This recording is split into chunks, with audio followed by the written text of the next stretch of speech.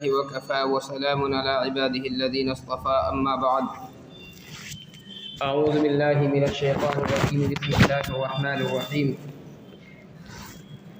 يوم يحمى عليها في نار جهنم فتكوى بها جباههم وجنوبهم وظهورهم هذا ما كنزتم لأنفسكم فذوقوا ما كنتم تكنزون صدق الله العظيم وصدق رسوله النبي الكريم ونحن على ذلك لمن الشاهدين والشاكرين।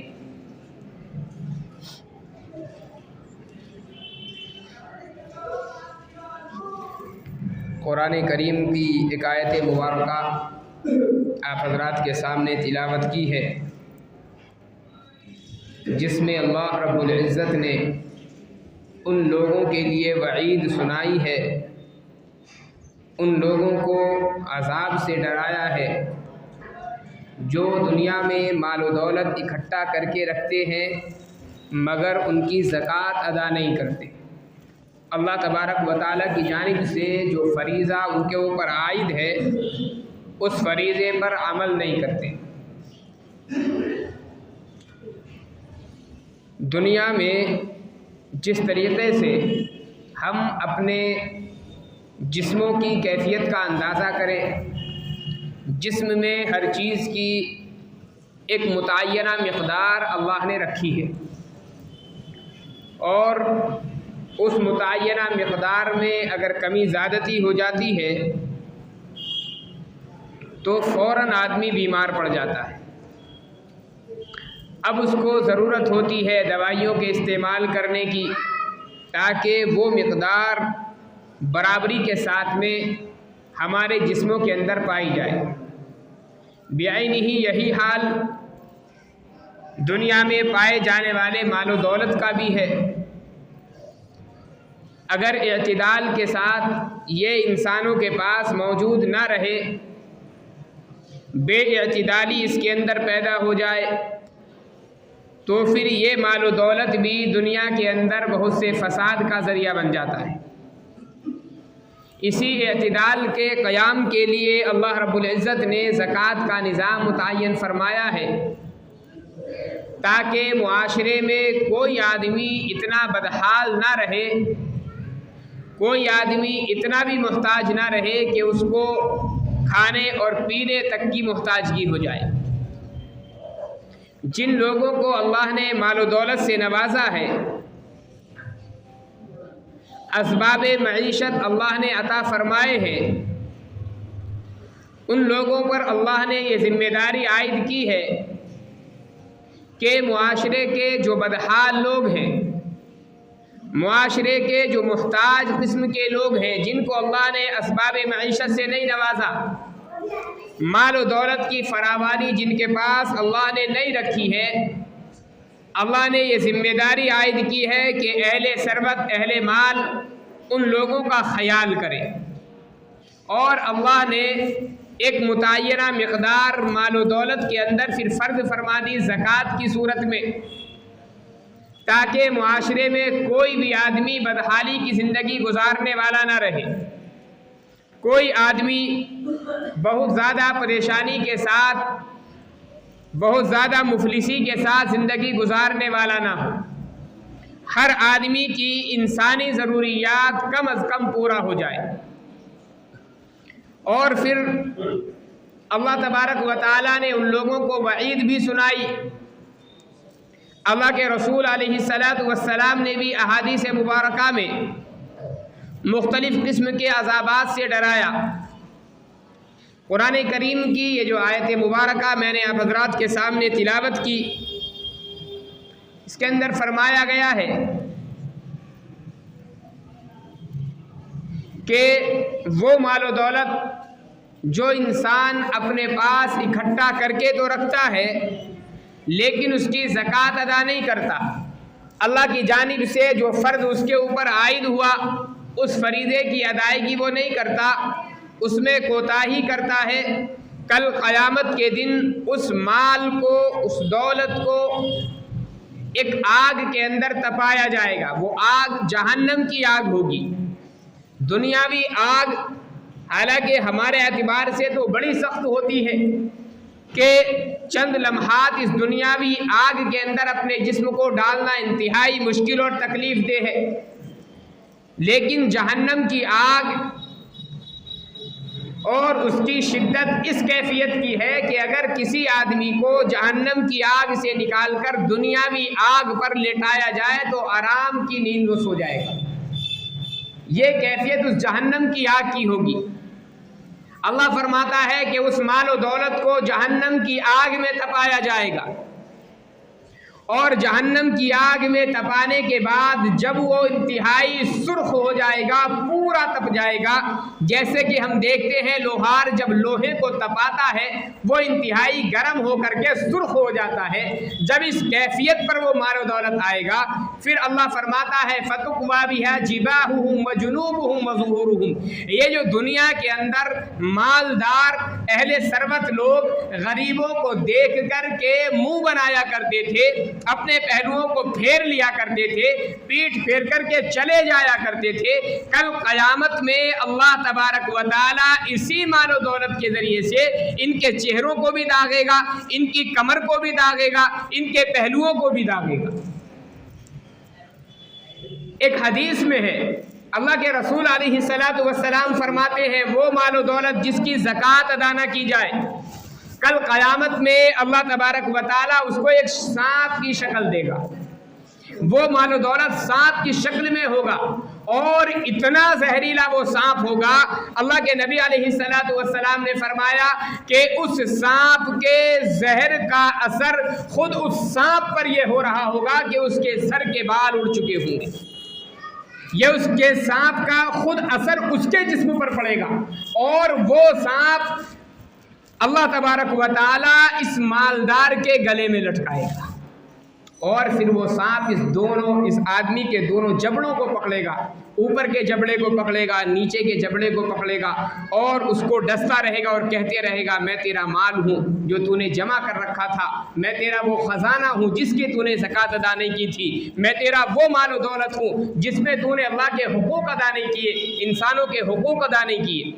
मुख्तलिफ रिवायात हैं जिनमें ये बात मालूम होती है कि अल्लाह के नबी अलैहिस्सलातु वस्सलाम ने उस माल और दौलत पर सख्त वाइदे बयान फरमाई है जिनमें अल्लाह के हुकूक अदा न किए जाए या इंसानों के हुकूक अदा न किए जाए।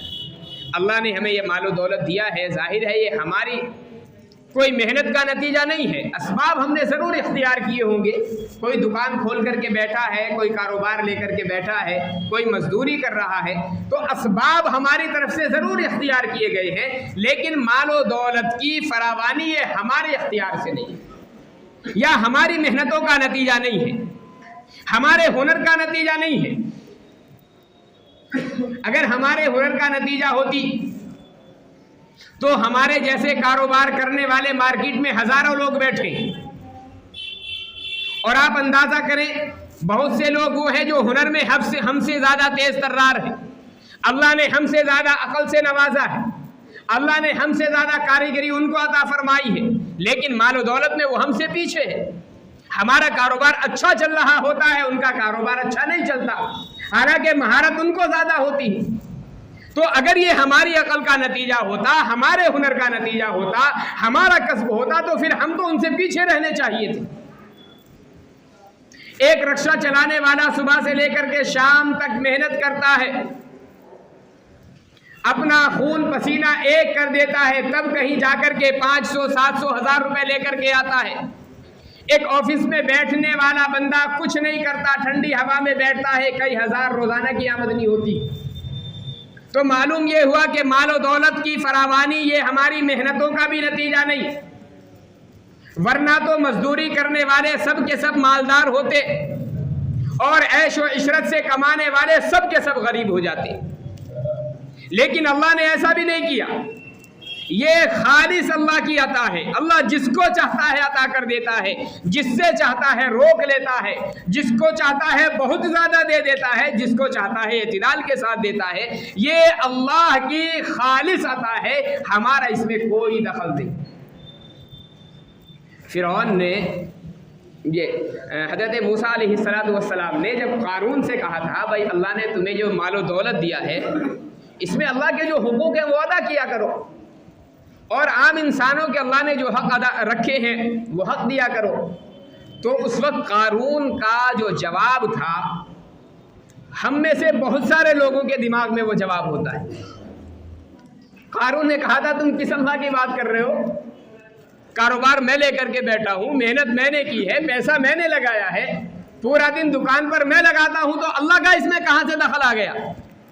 क़ाला इन्नमा ऊतीतुहु अला इल्मिन इंदी, कारून ने कहा कि मुझे जो हुनर दिया गया है, मुझे जो इल्म दिया गया है, मुझे जो जहानत दी गई है, तो मैंने तो ये माल और दौलत अपने हुनर की बिना पर इकट्ठा किया, अल्लाह ने कहां से दे दिया। हम में से भी बहुत सारे लोगों के दिमागों में ये बात चल रही होती, लेकिन वो चूंकि सवाल करने वाले अल्लाह के नबी थे, और जाहिर है कि अगर अल्लाह के नबी के सामने इस तरह की बातें की जाए तो अल्लाह को पसंद नहीं आती। अल्लाह ने फरमाया कारून से, अच्छा तेरा हुनर है तो अब संभाल इसको अपने हुनर के साथ। अल्लाह ने ज़मीन को हुक्म दिया, सारा खजाना ज़मीन के अंदर धंसना शुरू हो गया। अल्लाह दिखलाना चाहता था अगर तेरा हुनर तुझको दौलत इकट्ठा करने पर उभार सकता है, दौलत इकट्ठा करना तेरे हुनर का कमाल है, तो इसको अपने हुनर से बचा करके दिखा। वो एक रत्ती अपने हुनर से उस दौलत को नहीं बचा पाया। हम में से कितने मेरे भाइयों कारोबार की दुश्वारियों से गुजरते होंगे, कितने लोगों ने अपना उरूज व ज़वाल देखा होगा। सुबह को मालदार है, शाम होते होते बिल्कुल फकीर, शाम को फकीर है, सुबह होते होते अल्लाह ने मालदार बना दिया। कितने लोग हैं। मैं तकरीबन कई साल पहले की बात है, 18 या 19 साल हो गए, खुद मेरा चश्मदीद वाक़या है। दिल्ली के अंदर था, रमज़ानुल मुबारक में कलाम पाक सुना रहा था। बिजनौर के मेरे एक मुताल्लिक थे, लेदर फैक्ट्री उनकी चलती थी, और जिस फैक्ट्री में मैं था तकरीबन 200 वर्कर उनके वहाँ पर काम करते थे, 200 मशीनें लगी हुई थी। लोगों ने बताया एक फैक्ट्री इनकी और है। आप यकीन जानिए, रमज़ानुल मुबारक का महीना था जब मैं वहाँ से रुखसत हुआ, तकरीबन 21 या 22 रमज़ान शायद रहा होगा। इतने दिनों के अंदर दोनों फैक्ट्रियाँ उनकी बिक चुकी थी। और ख़रीदने वाला कौन था? हम रोज़ाना जाते थे शाम के वक्त में, इफ्तार के बाद में। एक वहाँ के रहने वाले थे, वो बेचारे बड़े मोहब्बत करते थे, लेकर के जाते थे। वहाँ की चाय बड़ी मशहूर थी, एक पंडित जी थे, वो चाय बेचा करते थे। रोज़ाना उनके जाकर के चाय पीते थे। एक फैक्ट्री को ख़रीदने वाला वो पंडित था जो रोज़ाना ठेला लगा करके चाय बेचा करता था। और ये उरूज व ज़वाल कोई एक वाक़या नहीं है। आप अपने गर्दोपेश में कितने वाक़यात ऐसे देखेंगे कि वो आदमी जो करोड़ों का मालिक है, चंद दिनों के बाद में बिल्कुल रोड पर आकर के खड़ा हो जाता है, एक एक पाई का वो मोहताज हो जाता है। तो अगर ये दौलत मेरे भाइयों हमारे हुनर का नतीजा होती तो हम तो हमेशा से मालदार थे, तो मालदारी चले आ रहे होते।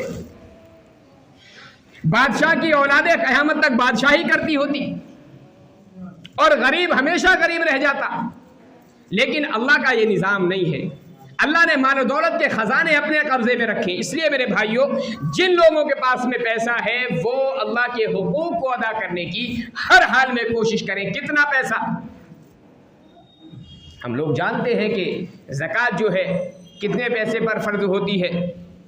बड़ी मशहूर सा मसला है, 52.5 तोला चांदी हो या 7.5 तोला सोना हो, या इतनी मालियत की कोई भी चीज़ हमारे पास मौजूद हो जो तिजारत के कबील से हो, हमारी ज़रूरियात की ना। कोई मकान हमने ख़रीद रखा है, कोई प्लाट हमारे पास है, कोई तिजारत का सामान है, दुकान में हमारे सामान भरा हुआ है, ये सारी चीज़ें लगा करके अगर इतनी मालियत को हमारा पैसा पहुँच जाता है तो ज़कात फ़र्ज़ हो जाती है, और उसको अदा करना हर हाल में ज़रूरी होता है। हमारे यहाँ ज़कात के ताल्लुक से एक कोताही और है कि हम लोग कभी ये हिसाब ही नहीं लगाते कि ज़कात किन अय्याम में हमारे ऊपर फ़र्ज़ हुई। ये हिसाब लगाना भी ज़रूरी है। अब मिसाल के तौर पर रमज़ानुल मुबारक का महीना आ गया है, हम लोग एक दिन हिसाब लगा करके नहीं रखते हैं कि फ़ला दिन हमें हिसाब लगाना है ज़कात का। हालांकि ये ज़रूरी चीज़ है, एक दिन मुतय्यन करें। अगर पहले से मुतय्यन नहीं था तो अब मुतय्यन करें, रमज़ान हो चाहे गैर रमज़ान हो, लेकिन एक दिन मुतय्यन होना चाहिए और उस दिन अपने तमाम माल और दौलत का हिसाब लगा करके रखें और फिर ज़कात उसी एतबार से अदा करें। ज़कात में दो चीज़ें और जहन में रखें। ज़कात की अदायगी के लिए बहुत सारी शराइत हैं, जिनमें से एक शर्त है नियत का होना। एक शर्त है नियत का होना। नियत के होने के दो मतलब होते हैं, या तो जिस वक्त आप पैसा दे रहे हैं किसी गरीब को, किसी मुहताज को या किसी इदारे को, उस वक्त आप ज़कात की नियत करें कि मैं जो पैसा दे रहा हूं ज़कात में दे रहा हूं।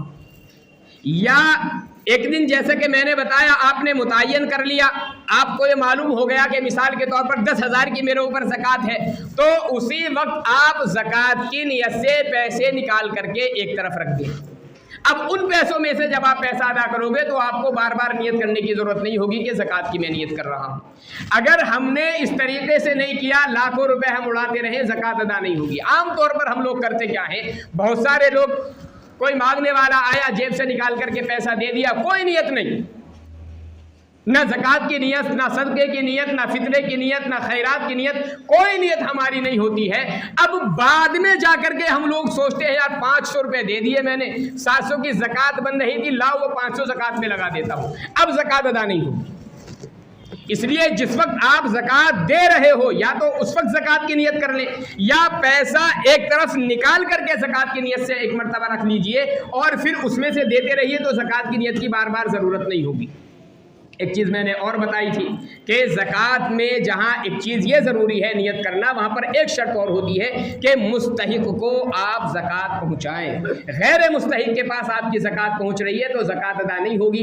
इस सिलसिले में पूरी तहकीक, आपका कोई पड़ोसी है आपकी नज़रों में, आपका कोई रिश्तेदार है, आपकी बहन है, फूफी है, खाला है, भांजा है, भांजी है, भतीजा है, भतीजी है, भाई है, ये सारे रिश्तेदार, अगर इनमें से कोई आपकी है नज़रों में है इस लायक कि वो ज़कात का मुस्तहिक है, ज़कात उस पर लग सकती है, आप उसको ज़कात दीजिए।